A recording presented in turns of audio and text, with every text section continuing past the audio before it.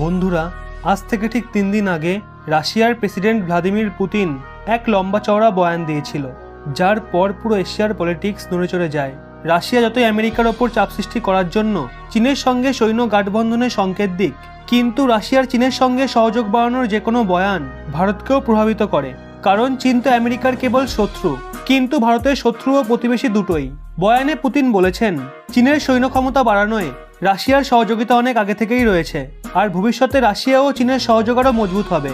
Vladimir পুতিনের এই বয়ান যতই আমেরিকা ও পশ্চিমী দেশগুলোকে ভয় দেখানোর জন্য হোক, কিন্তু রাশিয়ার সহযোগে চীনের মজবুত হওয়া ভারতের জন্য ভালো না। তাই ভারতও ভ্লাদিমির পুতিনের এই বয়ানকে অগ্রাহ্য করতে পারে না।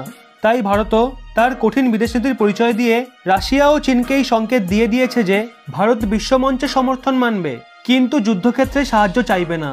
আর যদি হাতিয়ারের কথা হয়, তবে ভারতের কাছেও হাতিয়ার বানানোর অনেক বিকল্প মজুত রয়েছে। অবশ্য ভারতের এই কড়া সংকেত রাশিয়া, আমেরিকা ও চীনের জন্যও ছিল। ভারত আমেরিকার সঙ্গে সহযোগ বাড়িয়েছে, কিন্তু কোনোদিনও এমন কোনো পদক্ষেপ নেয়নি যাতে রাশিয়ার ক্ষতি হয়। তাই রাশিয়ার ও চীনের সঙ্গে সহযোগ বাড়ানোর আগে সবকিছু দেখে নেওয়া উচিত, যাতে ভারতের কোনো ক্ষতি না হয়। কারণ ভারত তার প্রতিটা সম্পর্ক নিজের দমে বজায় রাখে, আর এর জন্য ভারতের কোনো তৃতীয় দেশের সহায়তার প্রয়োজন পড়ে না। কারণ ভারত বন্ধুত্ব ও শত্রুতা দুটোই রাখতে জানে। তাই রাশিয়ার দেখে নেওয়া উচিত যে চীনের সঙ্গে রাশিয়া এমন কোনো সৈন্য সহযোগ না করে যার ব্যবহার করে চীন ভারতের ক্ষতি করতে সফল হয়। ভারত ও চীনের মধ্যে যখন বিবাদ বাড়ছে, দুই দেশের মধ্যে যুদ্ধকালীন পরিস্থিতি হয়ে রয়েছে কয়েক মাস ধরে, এর মধ্যে ভ্লাদিমির পুতিন, যাকে অত্যন্ত বিচক্ষণ ও শার্প নেতা মনে করা হয়, তার তরফ থেকে এরকম ইরেসপন্সিবল বয়ান কেউ এক্সপেক্টও করেনি। কারণ পুতিন তো বরাবরই ভারত ও চীনের মধ্যে ব্যালেন্স বজায় রেখে চলে।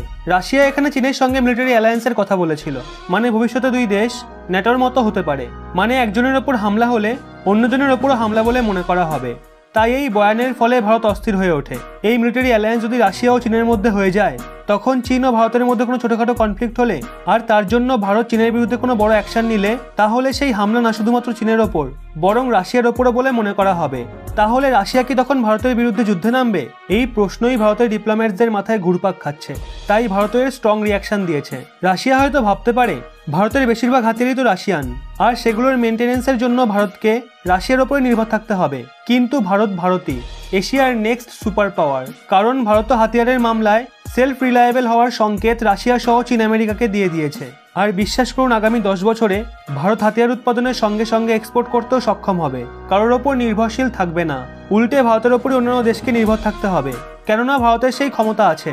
আপনার কি মনে হয় অবশ্যই নিচে কমেন্টে জানান। ভিডিওটি গর্বের সঙ্গে প্রত্যেকের কাছে শেয়ার করে দেশাত্মবোধকে জাগিয়ে তুলুন। আর এরকমই ব্যাক টু ব্যাক আপডেট পেতে রহস্য বাংলা এই চ্যানেলটি সাবস্ক্রাইব করে পাশের বেল আইকনটি অল করে রাখুন।